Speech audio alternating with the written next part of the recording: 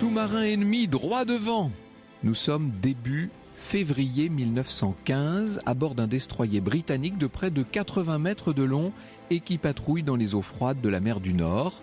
Et vous imaginez que lorsqu'ils entendent cet ordre, sous-marin ennemi droit devant, les canonniers se ruent à leur poste. À l'horizon, malgré la grisaille et la brume, ils distinguent, je dis à l'horizon, c'est environ à 4 km, ils distinguent un kiosque de sous-marins. Évidemment, les canonniers se préparent à faire feu. On l'aura facilement celui-là, lance un matelot, à condition qu'on ne reçoive pas une torpille avant. Quelques secondes passent, le commandant du contre-torpilleur ne semble pas pressé de donner l'ordre attendu. Mais alors, qu'est-ce qu'il fait? Mais qu'est-ce qu'on attend pour tirer? 3 miles, pas de feu vert du commandant. 2 miles, toujours pas d'ordre. Là, les canonniers sont anxieux, ils se regardent interloqués, ils sont de plus en plus inquiets. Si une torpille part du sous-marin, il risque de ne pas rester grand-chose du destroyer. Personne n'a oublié que quelques semaines plus tôt, en septembre 1914, un de ces sous-marins, un U-9, avait torpillé 3 croiseurs britanniques en mer du Nord, et tout ça avait eu lieu en moins d'1 heure. Le navire de guerre s'approche du sous-marin, il lui tourne autour. Les canonniers sont stupéfaits, ils font les gros yeux. Ce n'est tout de même pas tous les jours qu'ils ont l'occasion de voir un bateau ennemi d'aussi près. C'est un U-boat, un long sous-marin allemand. Le kiosque noir est à demi émergé, la coque est intacte. La guerre doit être finie, ironise le canonnier. Mais l'équipage n'a pas tellement le cœur à rire. Pourquoi ne pas espionner ce sous-marin? Pourquoi ne pas surtout lui tirer dessus? Les secondes passent, les hommes n'en reviennent pas. Les turbines du destroyer tournent à toute vapeur et le voilà qui s'éloigne du sous-marin ennemi et qui prend la direction du nord. Cette fois, le vieux est devenu fou, murmurent les marins. Il est temps qu'il prenne sa retraite. Et bientôt, l'étrange kiosque allemand disparaît loin derrière dans la brume. Lorsqu'ils rentrent au port après leur patrouille, les hommes du destroyer, évidemment, reviennent sur cette aventure. Et les autres canonniers, ceux d'autres équipages, se moquent d'eux. « Oh, les gars, vous avez été victimes d'une hallucination. Vous avez confondu l'un des nôtres avec un ennemi. » L'équipage se dit qu'après tout, c'est peut-être ce qui s'est passé. Ça paraît tellement absurde qu'un navire anglais n'attaque pas un sous-marin allemand en pleine période de guerre. Bon, vous avez vu un sous-marin anglais et puis c'est tout. Ou alors un Q-ship, dit quelqu'un. Le Q-ship, ce sont les navires de guerre, les bateaux-pièges, vous savez, des navires de guerre camouflés en chalutier ou en cargo. Lorsque le sous-marin allemand les voit, il fait surface pour mitrailler à vue et comme ça économiser une torpille. Donc il ne se méfie pas et le bateau-piège en profite pour tirer le premier. Forcément, si c'est un bateau-piège, il ne vous a pas tiré dessus, il ne va pas attaquer un allié. Sauf qu'on ne voit pas pourquoi un bateau-piège serait déguisé en sous-marin allemand. La semaine suivante, un autre destroyer anglais repère lui aussi le sous-marin allemand et il tire un premier obus. Au bout de quelques secondes seulement, ordre est donné de cesser toute attaque, on ne tire plus et le destroyer s'éloigne. Là encore, les canonniers sont restés dans l'incompréhension la plus totale, mais le sous-marin n'avait même pas été touché. Toutes les unités de la flotte anti-sous-marine ne parlent désormais plus que de ce sous-marin mystérieux. Et de plus en plus, les marins se convainquent que ce n'est pas un bateau-piège, qu'il s'agit plutôt d'un navire protégé par l'amirauté. Et du côté des commandants, évidemment, on a de plus en plus de mal à comprendre les ordres qui viennent de l'amirauté. « Nous comprenons l'étonnement de vos équipages, dit-on en haut lieu. Mais vous sentez bien que nous devons garder le secret jusqu'à ce que nous soyons sûrs du résultat. Les espions allemands essaient eux aussi de savoir la vérité. Prenez patience et gardez votre sang-froid. Ce sous-marin ne doit pas être coulé. Mais enfin, que cache-t-il, ce sous-marin errant ?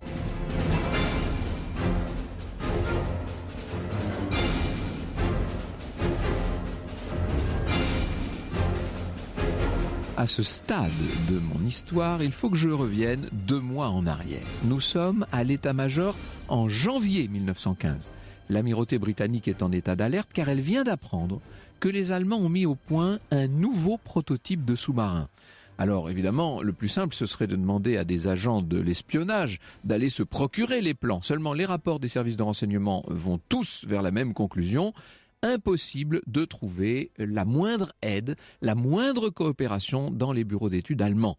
La mission ne peut pas être menée. Alors, à l'amirauté, on réfléchit et quelqu'un a une idée. Il dit, après tout, pourquoi est-ce qu'on ne recruterait pas des sous-mariniers qui parleraient parfaitement allemand ? Pourquoi parler parfaitement allemand ? Eh bien, parce qu'on les enverrait en Allemagne et on leur demanderait de nous rapporter le sous-marin. Europe 1, au cœur de l'histoire. Revient dans un instant. Europe 1, au cœur de l'histoire. Franck Ferrand. C'est une étrange énigme que vous nous racontez encore une fois aujourd'hui, Franck, celle de ce sous-marin errant en mer du Nord. Nous sommes au début de l'année 1915. Ce sous-marin a été repéré par des destroyers britanniques.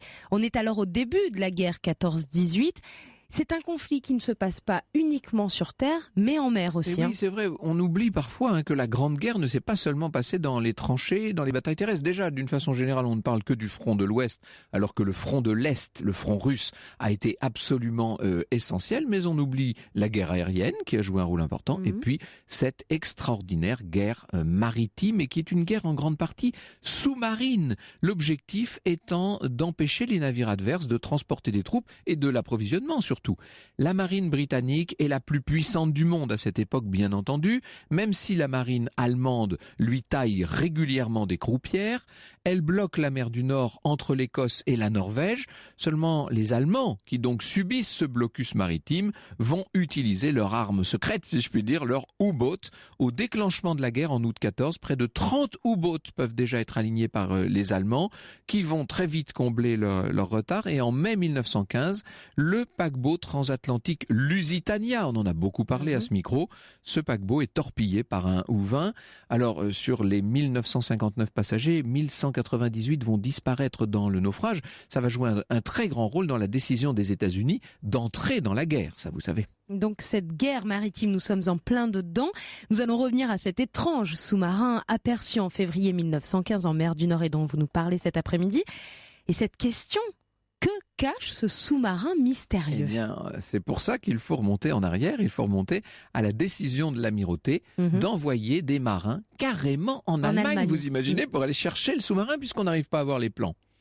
Seriez-vous capable de conduire un submersible de Wilhelmshaven en Allemagne à Portsmouth ? Demande un officier à l'un des 4 marins qui ont été recrutés spécialement. Vous voulez dire à nous 4 ? Oui. Sans équipage ? Ah, sans équipage, mais vous n'aurez pas à combattre. Sauf votre respect, commandant, pouvons-nous vous demander pourquoi ? Parce que vous n'aurez rien à craindre, ni des Allemands, ni des Anglais. Ah bon, et par quel miracle ? Il n'y a pas de miracle. Les Allemands ne vont évidemment pas arraisonner un de leurs navires. Quant à nos patrouilles, des ordres stricts seront donnés pour éviter toute méprise. Vous comprenez maintenant pourquoi on ne tirait pas sur ce fameux sous-marin. Alors bien sûr, les 4 hommes vont se concerter, c'est une proposition très risquée. Ils ne comprennent pas comment les Allemands les laisseraient s'embarquer à bord d'un de leurs sous-marins. Ah, ce sera pas facile, leur dit-on en haut lieu, mais nous allons vous dire comment procéder. Et voilà comment nos 4 sous-mariniers sont d'abord envoyés aux Pays-Bas. Le pays à l'époque est neutre. Grâce à la complicité d'un minotier hollandais, ils vont franchir la frontière. Ils sont cachés dans de faux sacs de farine.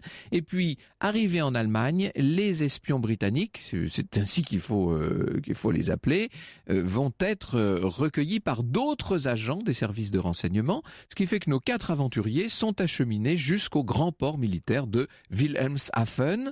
Ils sont terrés dans la cave d'une petite maison de banlieue. Le moins qu'on puisse dire, c'est que ça n'est pas confortable leur situation. Mais ils sont dans une mission de renseignement, ça change tout.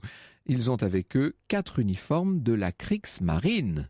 Les journées sont longues pendant cette attente. Le sous-marin qui doit être espionné, le U-31, est encore en plein réglage. Il faut attendre le moment où il sera armé, où il va embarquer son armement.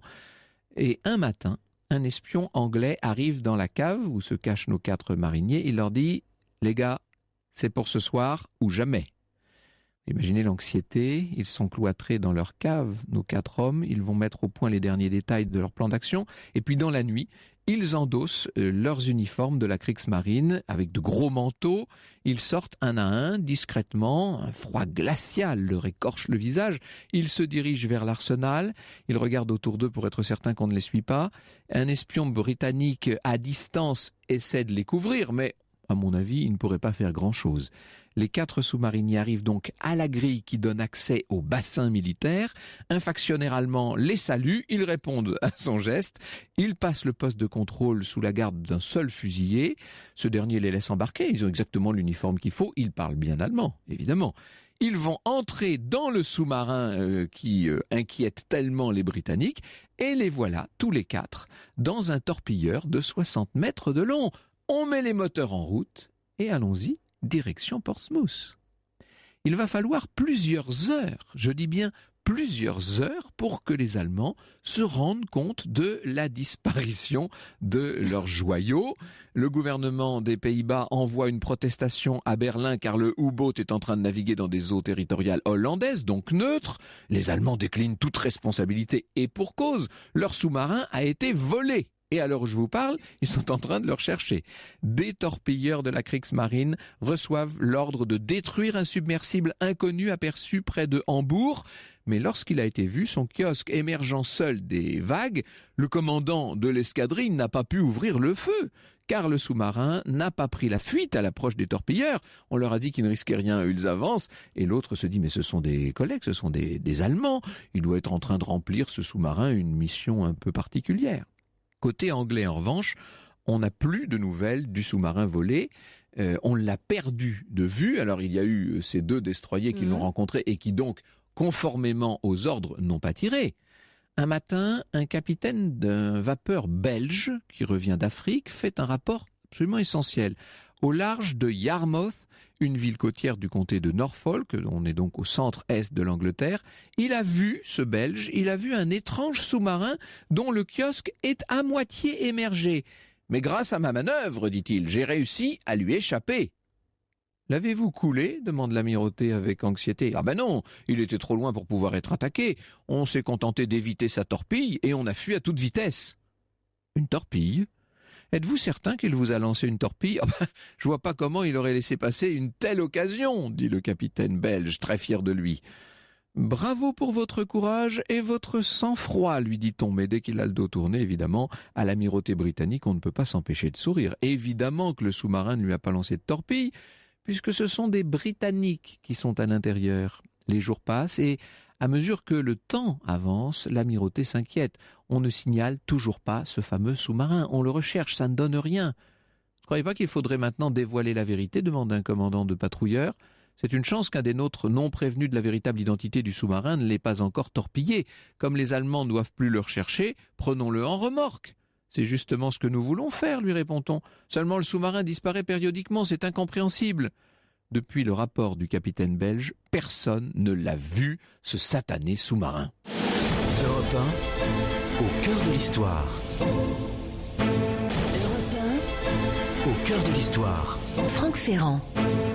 L'énigme du sous-marin inconnu, voilà le titre que l'on pourrait donner à cette histoire que vous nous racontez cet après-midi. Alors, où est-il passé, ce sous-marin, Franck ? Eh bien, ce sont des pêcheurs qui vont le repérer sur une plage, échoué comme une sorte de baleine.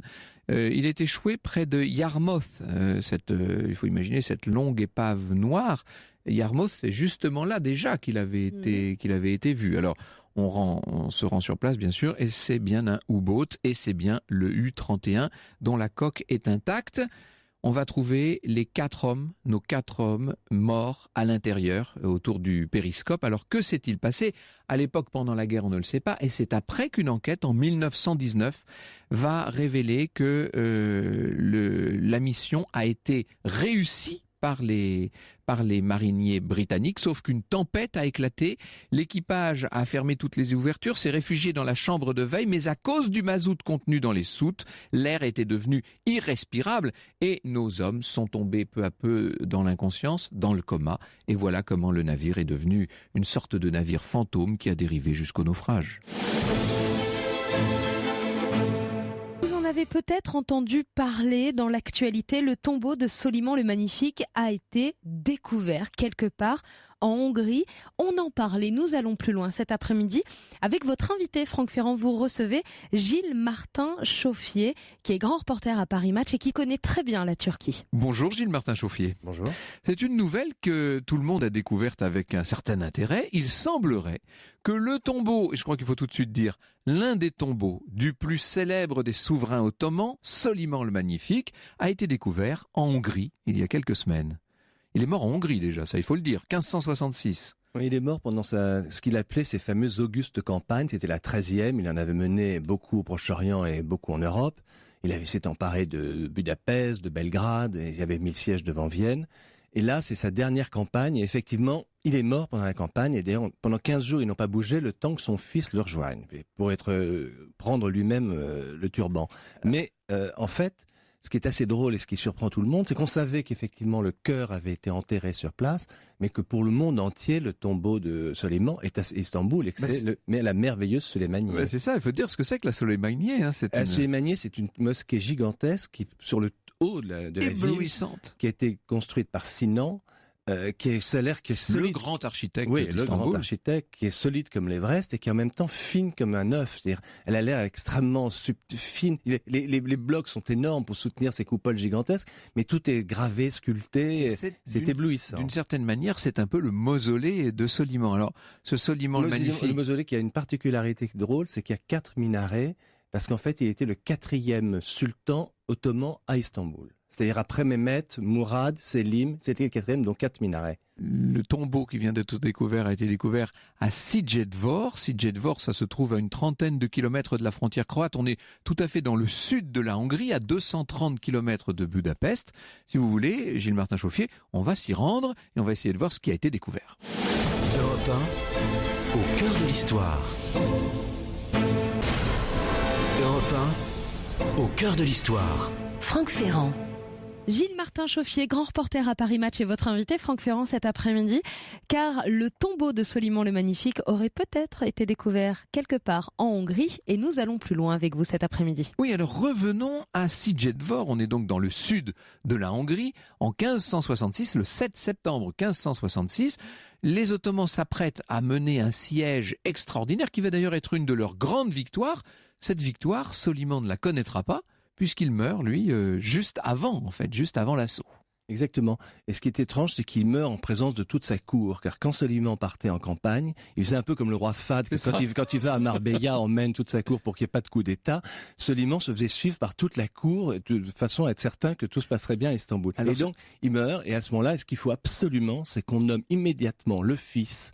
Parce que le drame de l'Empire ottoman, qui a été le drame de toute l'histoire de l'Empire ottoman, c'est les querelles de succession. Et oui, avec des meurtres, avec la terrible loi du fratricide, c'est-à-dire que comme les 5 premiers souverains ottomans, à chaque fois il y a eu une guerre de succession qui a mis en danger l'Empire. Une loi est passée disant que le souverain avait le droit d'assassiner tous ses frères. Incroyable. Et on en arrive au stade où, au moment de Mehmet III, qui est le 3e sultan après Soliman, il assassine 19 frères. Et donc ce jour-là, l'Empire ottoman lui-même dit trop, c'est trop. Et à partir de ce moment, les jeunes princes seront enfermés dans ce qu'on appelle la cage. Mais pas tués. Nous autres occidentaux, oui, enfin c'était pas non plus un sort très enviable, mais c'est peut-être un peu... Ils devenaient fous, ils attendaient pendant des années un sort dont ils ignoraient tout. Et la plupart, quand on les sortait de la cage pour devenir empereurs, certains étaient devenus fous. C'est terrible. Oui. Nous l'appelons le Magnifique, ce Soleiman, ce Soliman en français. Les Ottomans, eux, l'appellent le législateur, parce que c'est ça d'abord, et avant tout, c'est un grand réformateur, ce souverain. Soliman, c'est un peu leur Napoléon. C'est-à-dire, il a conquis énormément. On l'appelait l'ombre de Dieu sur la terre. Rien ne lui résistait. Et nous, on ne voit que le côté, il s'est emparé de tellement de capitales européennes. Mais en réalité, les Ottomans se rappellent qu'il a surtout la vertu d'unifier les lois. Parce que l'Empire était gigantesque et quand l'Empire grandissait, il gardait dans chaque région les habitudes traditionnelles juridiques. Et donc, il a fallu à un moment faire un corpus unique. C'est Soliman qui s'en occupait. C'était d'ailleurs, les Ottomans, on ne sait pas, étaient de très grands administrateurs. Déjà, Mehmet II avait fait la même chose 50 ans plus tôt. Et l'Empire était très bien administré par provinces, départements, ce qu'ils appelaient les Sanjaks. Ce qu'il faut bien comprendre, c'est que sous le règne de Soliman, donc au milieu du XVIe siècle, ça ne fait jamais qu'1 siècle que Constantinople est tombée aux mains des Turcs. C'est donc une conquête relativement récente encore. Et la ville a conservé toute sa tradition byzantine et chrétienne, en vérité. Il faut bien comprendre surtout que les Ottomans et les Byzantins sont des frères depuis l'apparition des Ottomans. C'est-à-dire les Ottomans, quand ils sont apparus, c'est parce que le sultan Seljoukide a donné à Osman d'un Ottoman, une petite ville. Il dit installe-toi là avec tes moutons et tes bergers. Et cette ville, c'est Soyout, qui est à 150 km d'Istanbul. Et donc, dès le début, les Ottomans vont vendre leur laine, vont vendre leurs tapis, vont vendre leur cuir à Istanbul, à Constantinople. Et ils vont s'allier avec eux. Et on croit toujours, quand on se reparle des Ottomans, que soudain, une tribu brutale est arrivée devant et s'est emparée de Constantinople. Pas du tout. La famille royale ottomane était mariée à la famille royale byzantine, était mariée à la famille royale serbe. Il y avait toutes sortes d'alliances qui d'ailleurs avaient souvent été négociées à prix d'or, il faut le dire. Négociées à prix d'or. Et si les Ottomans, quand ils se sont emparés de Constantinople, venaient en réalité d'Europe, c'est-à-dire la plupart des troupes étaient grecques, serbes et bulgares, c'est parce que les Ottomans eux-mêmes, les Grecs, les Ottomans, les Vénitiens et les Génois faisaient tout le temps des guerres et avaient appelé au secours les Ottomans. C'est eux qui les ont fait passer sur le côté européen. Et une fois qu'ils y sont passés, ils ont pris leurs aises et ils se sont emparés de l'ensemble. Mais donc, les Ottomans connaissent très bien. D'ailleurs, on reprochait beaucoup à Constantinople ses alliances avec les Ottomans. On disait Constantinople préfère le turban à la tiare. Et inversement, les Ottomans, il y avait des grands drames dans la société ottomane en disant on est beaucoup trop proche des chrétiens. Si Soliman le Magnifique est un très grand législateur et administrateur, il faut dire qu'il peut s'appuyer aussi sur cette administration dont vous nous parliez tout à l'heure, avec ce quadrillage de l'Empire tout à fait efficace, et puis aussi sur un certain nombre de grands serviteurs, à commencer par un célèbre vizir, c'est Ibrahim Pacha bien sûr. Hein. Son grand vizir Ibrahim Pacha a beaucoup fait rêver, parce qu'évidemment ils ont une amitié qui semblait presque une amitié amoureuse tellement ils étaient proches. Encore que Soliman a eu beaucoup d'enfants. L'un commençait les phrases, l'autre... Et qu'Ibrahim lui-même a eu beaucoup d'enfants, mais Ibrahim a fini par épouser sa sœur. Et Ibrahim était un ancien esclave. C'était un jeune grec qui avait été ce qu'on appelait raflé, c'est-à-dire à 5 ans il avait été pris dans son village, amené à Istanbul, formé dans les meilleures écoles. Et c'est comme ça qu'était constituée la classe dirigeante ottomane, qui était excellente. C'est-à-dire, de même que les rois français, pour ne pas dépendre des grands féodaux, avaient tendance à prendre les cardinaux de Sugère et Saint-Éloi jusqu'à Mazarin, Dubois et Fleury, les Ottomans avaient trouvé une formule. Ils avaient dit, on va prendre les chrétiens un peu partout dans l'Empire, on va les former. Le ramassage. Le devshirme, et ils deviendront de très bons hauts fonctionnaires. Et c'était vrai, c'était la méritocratie. On ne devenait grand vizir que si on avait été un merveilleux haut fonctionnaire. Et les Ottomans, dans les 50 premiers grands vizirs après la chute de Constantinople, il y en a que 5 qui sont turcs. Il y en a 6 albanais, il y en a 11 grecs. Enfin, c'est étrange. Et Ibrahim Pacha était le plus brillant d'entre eux. Et malheureusement pour lui, il a eu une campagne. Il a eu une grande rivale qui a été Roxane, qui a fini par avoir. Il faut dire un mot de cette épouse préférée de. Roxane, c'était une esclave, elle aussi, parce que en fait, les souverains ottomans. Roxelane, on dit nous. On dit la russe. Ouais. Les Turcs l'appellent Hürrem, sultane, c'est-à-dire la rieuse. Et en fait, ce qui est assez drôle, c'est que les sultanes étaient toutes des esclaves, donc chrétiennes. C'est-à-dire, ce qu'on ne se rend pas compte, c'est que la haute classe dirigeante ottomane et les épouses ottomanes étaient toutes des chrétiennes au départ. C'est quand même assez étonnant, des européennes. Dire. Il y avait d'ailleurs pas mal de... des chrétiennes qui avaient été converties naturellement pour devenir, mais qui étaient chrétiennes de naissance. Des traditions chrétiennes à cette cour de la Sublime Porte. Ils gardaient tous leurs traditions, parce qu'en fait, par exemple, après Ibrahim Pacha, il y a Sokoulou Pacha qui va être un très très grand vizir. Il est serbe et il nomme son cousin chef du patriarcat serbe. Il favorise énormément la Serbie. Absolument, nous en avons l'image de ce souverain avec l'immense turban blanc, là, peint d'ailleurs par le Titien, qui fait partie de la... Mehmed II avait été peint par Bellini. Et on peut dire qu'il fait partie de la famille des souverains d'Europe. D'ailleurs, François Ier va l'accepter dans cette famille d'une certaine façon. Je dis François Ier et sa mère Louise de Savoie. C'est elle qui effectue les premiers rapprochements avec Constantinople. Et c'est Ibrahim Pacha, c'est le dernier acte d'Ibrahim Pacha, c'est justement de nouer des relations diplomatiques définitives avec la France. Le premier ambassadeur étant Jean de la Forêt, effectivement. Mais les Ottomans la famille royale ottomane était liée aux Européens depuis beaucoup plus longtemps. D'ailleurs, on dit toujours, pour les gens qui veulent s'opposer à la Turquie, disent, d'ailleurs, ils ont fait le siège de Vienne et Soliman. Et quand Soliman fait le siège de Vienne, il ne faut pas oublier que les troupes derrière Soliman, il y a des troupes turques, il y a des troupes vénitiennes, il y a des troupes hongroises, il y a des troupes polonaises, les Jagiellons sont là. Et paradoxalement, c'est pas Charles Quint, c'est son frère qui défend Vienne. Lui, il a moins d'Européens de son côté que Soliman. C'est c'est un paradoxe. Ce sont des troupes très composites, bien entendu. De quoi meurt-il d'ailleurs, Soliman? Parce qu'on a dit qu'il était mort à Székelyhon, donc en Hongrie, mais on n'a pas dit de quoi. En fait, il a 70 ans, il meurt de faiblesse. 72, même. Il y avait des années et des années que cet homme s'était retiré du monde, plus ou moins. Au début, il avait la vaisselle d'or, puis il avait été dans la vaisselle de céramique. À la fin, il ne mangeait plus que dans de la vaisselle en terre cuite. Il ne sortait plus. Et dès qu'il devait apparaître en public, on le maquillait, etc. On lui mettait du rouge sur les... C'était un très vieux monsieur. Oui, voilà, et heureusement, il avait nommé ce fameux Sokollu Mehmet Pacha, qui était grand vizir et qui a pris en main l'empire et qui l'a fait survivre parce que son fils Selim plus son petit-fils Mourad ont gardé le même Sokollu pendant très longtemps. On peut dire que pendant encore au moins un siècle et demi, l'Empire ottoman sera très puissant. Après, ce sera la chute, ça évidemment. À cause du harem. Les intrigues de harem vont avoir la raison de l'Empire ottoman. Merci beaucoup Gilles Martin-Chauffier. Je rappelle le titre de l'ouvrage que vous aviez consacré à cette ville merveilleuse, le roman de Constantinople. C'était aux éditions du Rocher. Je dis c'était il y a une dizaine d'années à peu près. Oui. Merci beaucoup.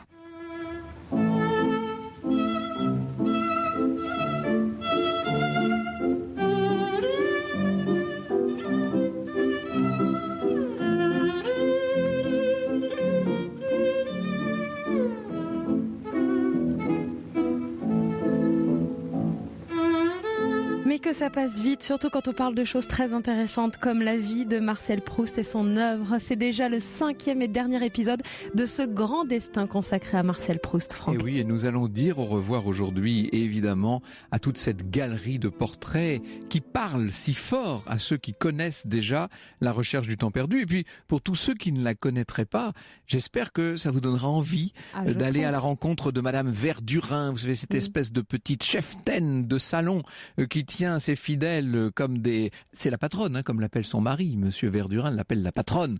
Elle les tient serrés et il faut qu'il soit là et qu'il soit fidèle. Et puis nous allons dire au revoir à la marquise de Villeparisis, cette vieille dame d'un autre temps. On a l'impression que c'est une femme de l'Ancien Régime, je vais dire du Second Empire, mais mieux que ça, de l'Ancien Régime, qui s'est attardée à la fin du 19e siècle, un peu comme le baron de Charlus du reste. Nous allons dire au revoir à Swann, bien entendu. Nous allons dire au revoir à Saint-Loup, cette figure tellement élégante et dont on ne sait pas exactement les sentiments qu'elle inspire au narrateur lorsqu'il en parle. Nous allons dire au revoir, bien sûr, à celle qui règne sur l'ensemble de cette galaxie, du haut de sa robe rouge et de ses escarpins de la même couleur. Nous allons dire au revoir à la merveilleuse duchesse de Guermantes. Il y a dans la façon de parler de la duchesse de Guermantes une telle vie, une telle cohérence qu'on a véritablement l'impression que le personnage a existé. Il est vrai qu'il est, vous le savez, la synthèse d'un certain nombre de figures. Et puis bien sûr, les familiers du narrateur. Nous allons dire au revoir à sa grand-mère qui l'a accompagnée, vous savez, jusqu'au bord de la mer, qui est une sorte de seconde maman pour elle. Nous allons dire au revoir à celui qui tout simplement est notre personnage principal, le narrateur. Alors, est-ce que Proust est véritablement le narrateur de la recherche du temps perdu? Est-ce que le personnage central de cette extraordinaire fresque, sans action et avec en même temps tellement de vie, tellement de débordement dans tous les domaines, est-ce que ce personnage est équivalent à celui que nous avons essayé de cerner pendant tout le cours de cette semaine, à Marcel lui-même, à Marcel Proust? Pas tout à fait. Il me semble que le narrateur, c'est Marcel tel qu'il aurait aimé être, un peu comme généralement font les auteurs lorsqu'ils se mettent en scène. Peut-être qu'en fait, le narrateur, c'est Marcel sans certaines aspérités, sans certaines ombres, sans certaines duretés aussi, car il y a chez Marcel Proust, et j'espère que vous l'aurez senti pendant le cours de cette saga, il y a aussi quelques zones d'ombre. Au cœur de l'histoire. Sur Europe 1. Dans un instant sur Europe 1, ne manquez pas le tout dernier épisode du grand destin de cette semaine consacré à Marcel Proust. Alors après avoir parlé de son enfance, de la Normandie, de ses amours, ça c'était hier, et bien dans moins d'une minute, Franck Ferrand vous en dit beaucoup plus sur les personnages de la recherche du temps perdu. Europe 1. Au cœur de l'histoire. Franck Ferrand. Et pour ce dernier épisode consacré à Marcel Proust, car nous sommes vendredi, aujourd'hui, Franck Ferrand, vous avez décidé de nous parler de ces personnages si nombreux dans les œuvres de Marcel Proust. Oui, la dernière domestique de Marcel Proust, celle qui devait lui survivre et contribuer largement à entretenir la flamme, s'appelait Céleste Albaret. Elle est entrée au service du grand écrivain quelque temps seulement avant la Première Guerre mondiale. Les Albaret, puisqu'elle est arrivée avec son mari s'appelait Odilon, il va être le dernier chauffeur de Marcel Proust. Odilon et Céleste Albaret sont entrés au service de Proust en décembre 1913. Autant dire que la guerre arrive très vite, et cette guerre, bien sûr, elle perturbe l'écriture de la recherche. Il a beau se retirer dans sa chambre couverte de liège, Marcel Proust est quand même, qu'on le veuille ou non, en prise avec la réalité de son temps. Et cette Première Guerre mondiale va beaucoup le marquer, d'abord parce que il y a un certain nombre de ses amis qui vont mourir au combat. Je pense à Gaston de Caillavet, à Bertrand de Fénelon, rappelez-vous. Et puis son frère, Robert, va participer au combat. Il est capitaine. D'ailleurs, il va recevoir la Légion d'honneur en 1915. Et Marcel, lui, qui est tellement malade, tellement asthmatique, tellement intransportable, évidemment est exempté. Mais il se demande si la guerre ne va pas le rattraper tout de même. Elle le rattrape en tout cas par la tension qu'elle fait régner, par le côté sombre d'une époque qui va fortement teinter le dernier tome de la recherche du temps perdu, Le temps retrouvé, qui est écrit en grande partie pendant l'année 1917. Cette guerre alimente littéralement le récit de Proust qui, entre deux, n'ordonne pas moins quelques dîners au Ritz.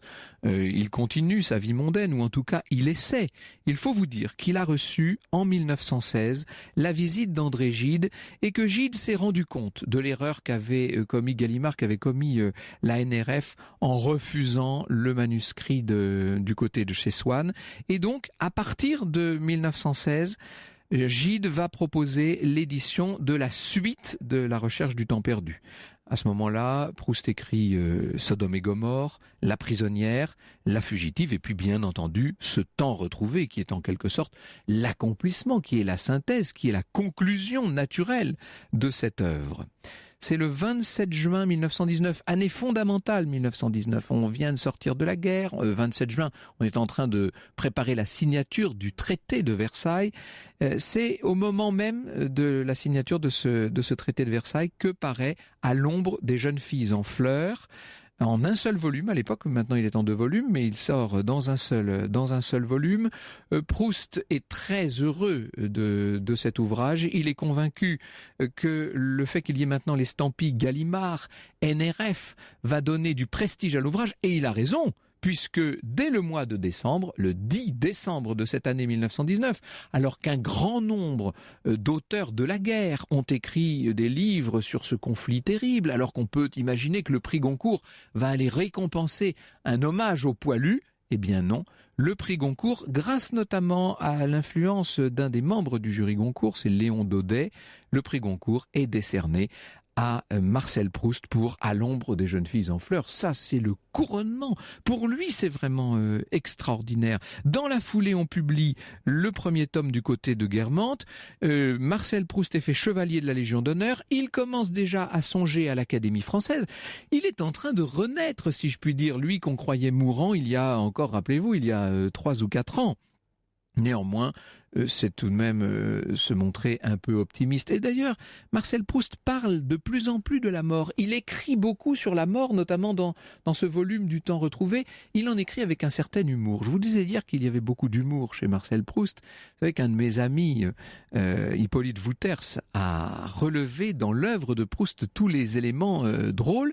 Et Laure Hillerin a eu l'idée de faire la même chose l'année dernière, et elle a publié chez Flammarion Proust pour rire, qui est une sorte de volume dans lequel elle a relevé de l'humour chez Proust, et notamment de l'humour noir. Et elle parle, enfin quand je dis elle parle, elle a relevé ce passage du temps retrouvé, où il est question de la princesse de Nassau, cette grande cocotte du monde que j'avais connue autrefois, dit le narrateur. Elle me reconnut, elle me serra la main et fixa sur moi les rondes prunelles mauves de l'air qui voulait dire: Comme il y a longtemps que nous ne nous sommes vus, nous parlerons de cela une autre fois. » Elle me serrait la main avec force, ne se rappelant pas au juste si en voiture un soir qu'elle me ramenait de chez la duchesse de Guermantes, il y avait eu ou non une passade entre nous. À tout hasard, elle sembla faire allusion à ce qui n'avait pas été, chose qui ne lui était pas difficile puisqu'elle prenait un air de tendresse pour une tarte aux fraises, et mettait, si elle était obligée de partir avant la fin de la musique, l'air désespéré d'un abandon qui toutefois ne serait pas définitif. Incertaine d'ailleurs sur la passade avec moi, son serrement de main furtif ne s'attarda pas et elle ne me dit pas un mot. Elle regarda seulement, comme j'ai dit, d'une façon qui signifiait qu'il y a longtemps. Puis, m'ayant quitté, elle se mit à trotter vers la porte pour qu'on ne se dérangeât pas pour elle, pour me montrer aussi que, si elle n'avait pas causé avec moi, c'est qu'elle était pressée pour rattraper la minute perdue à me serrer la main, afin d'être exacte chez la reine d'Espagne qui devait goûter seule avec elle. Même près de la porte, je crus qu'elle allait prendre le pas de course. Elle courait en effet, elle courait vers son tombeau. Europe 1, Au cœur de l'histoire. Europe Au cœur de l'histoire. 1, Franck Ferrand. Cet après-midi, Franck, pour le dernier épisode de cette saga consacrée à Marcel Proust, vous nous parlez des personnages d'À la recherche du temps perdu. Alors, ce qu'on aimerait savoir, c'est est-ce que le narrateur et Marcel Proust sont la même personne ? Tout se mêle, vous savez. Regardez la façon dont Proust décrit la mort de Bergotte, le critique Bergotte, l'amoureux de l'art. Il mourut, écrit-il dans les circonstances suivantes, une crise d'urémie assez légère était cause qu'on lui avait prescrit le repos. Mais un critique ayant écrit que dans la vue de Delft de Vermeer, prêté par le musée de La Haye pour une exposition hollandaise, tableau qu'il adorait et croyait connaître très bien, un petit pan de mur jaune, qu'il ne se rappelait pas, était si bien peint qu'il était, si on le regardait seul, comme une précieuse œuvre d'art chinoise, d'une beauté qui se suffirait à elle-même. Bergotte mangea quelques pommes de terre, sortit et entra à l'exposition. Dès les premières marches qu'il eut à gravir, il fut pris d'étourdissement. Il passa devant plusieurs tableaux et eut l'impression de la sécheresse et de l'inutilité d'un art si factice et qui ne valait pas les courants d'air et de soleil d'un palazzo de Venise ou d'une simple maison au bord de la mer. Enfin, il fut devant le Vermeer, qu'il se rappelait plus éclatant, plus différent de tout ce qu'il connaissait, mais où, grâce à l'article du critique, il remarqua pour la première fois des petits personnages en bleu que le sable était rose, et enfin la précieuse matière du tout petit pan de mur jaune. Ses étourdissements augmentaient. Il attachait son regard comme un enfant à un papillon jaune qu'il veut saisir au précieux petit pan de mur. « C'est ainsi que j'aurais dû écrire, disait-il. Mes derniers livres sont trop secs. Il aurait fallu passer plusieurs couches de couleurs, rendre ma phrase en elle-même précieuse comme ce petit pan de mur jaune. » Cependant, la gravité de ses étourdissements ne lui échappait pas. Dans une céleste balance lui apparaissait, chargeant l'un des plateaux, sa propre vie, tandis que l'autre contenait le petit pan de mur si bien peint en jaune. Il sentait qu'il avait imprudemment donné la première pour le second. « Je ne voudrais pourtant pas, se dit-il, être pour les journaux du soir le fait divers de cette exposition. » Il se répétait « petit pan de mur jaune, avec un auvent, petit pan de mur jaune. » Cependant, il s'abattit sur un canapé circulaire. Aussi brusquement il cessa de penser que sa vie était en jeu et revenant à l'optimisme se dit « C'est une simple indigestion que m'ont donné ces pommes de terre pas assez cuites, oh ce n'est rien !» Un nouveau coup l'abattit, il roula du canapé par terre où accoururent tous les visiteurs et gardiens. Il était mort. La mort est là, elle rôde autour de Marcel Proust. Un matin du printemps 1922, quand je dis un matin, c'est à la mode de Proust, autant dire qu'il ne doit pas être loin de 3 heures de l'après-midi. Pour la première fois en 9 ans de service, Céleste, rappelez-vous Céleste Albaret, voit ce grand malade lui adresser la parole au sortir du sommeil. Habituellement, il attendait d'avoir d'abord ingurgité une tasse de café noir. « Bonjour Céleste, dit-il. » Et là, je laisse la parole à la servante.